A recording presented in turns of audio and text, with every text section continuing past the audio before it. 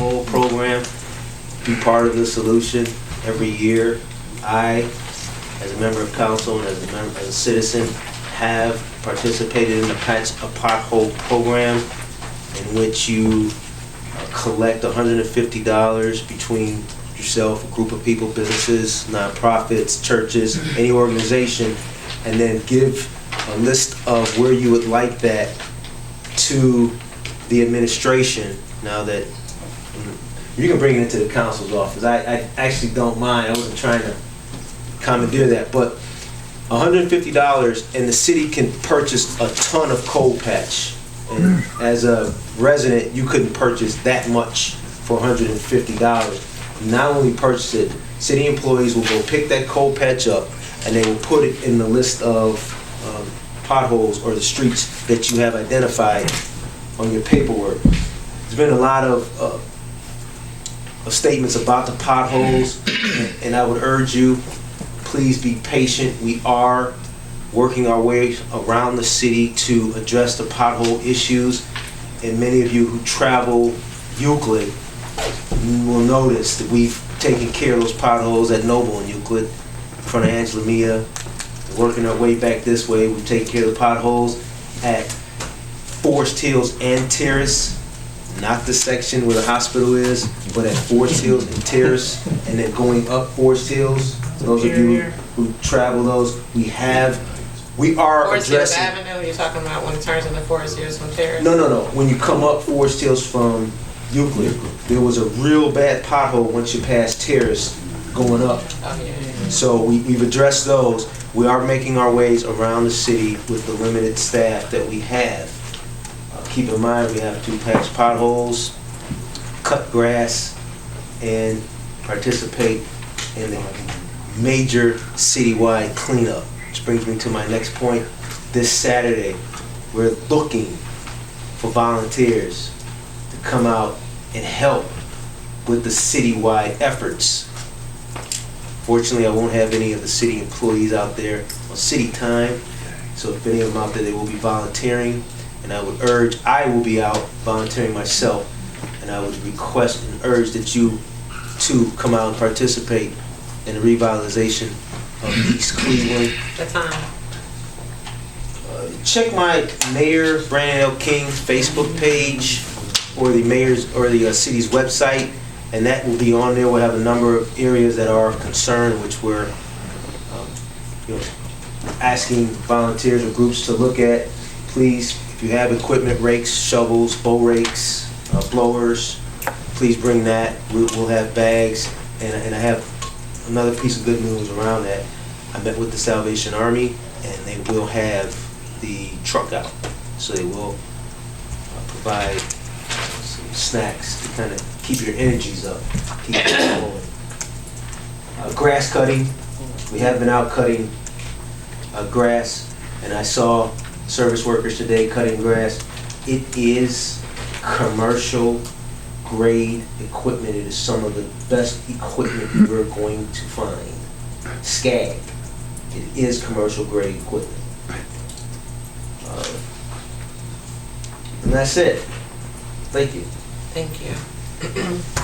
All right, reports on council committees. So if there's no report, there's no report. If you do have a report, we would say limit your report to 5 minutes each. Councilman, I'm sorry. No, go ahead. Councilman Pitts. Brother Pitts. I first want to say I appreciate the pride and the passion of us as East Clevelanders. And when we find a way to channel our passion collectively, we'll become a beautiful city. I don't have too much to say about my committees. My committees is really not the hot topics of tonight, I guess. I am kind of excited about the ordinance number 1017. I feel like it's a way to kind of bring some money into East Cleveland. A lot of our line items has been spending money. That's a way to kind of bring some money in East Cleveland and keep the city clean as well.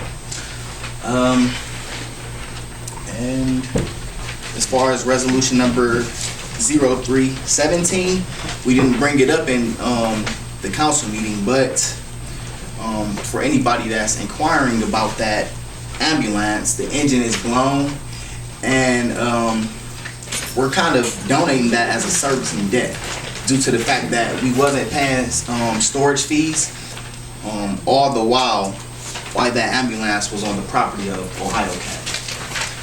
That's all I had to say. Thank you. Thank you. Councilman Martin? Yes, I rise to speak. I'm just going to try to be as diplomatic as I can. Over the last, I guess, 3 weeks, health and safety has met twice, and it's centered around these cars. Also, asset forfeiture.